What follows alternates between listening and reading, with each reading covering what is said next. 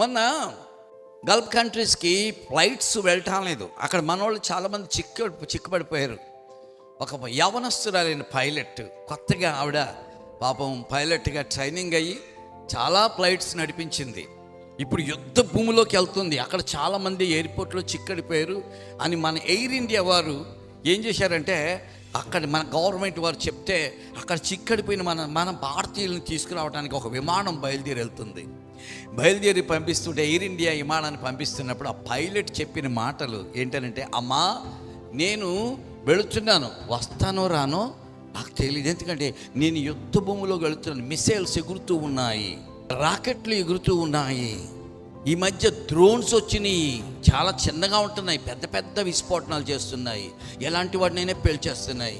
వీటన్నిటి మధ్యలో నేను ప్రయాణం చేసి వెళ్ళాలి, కాబట్టి మళ్ళా నేను వస్తానో రానో నాకు తెలియదు. హల్లెలూయా.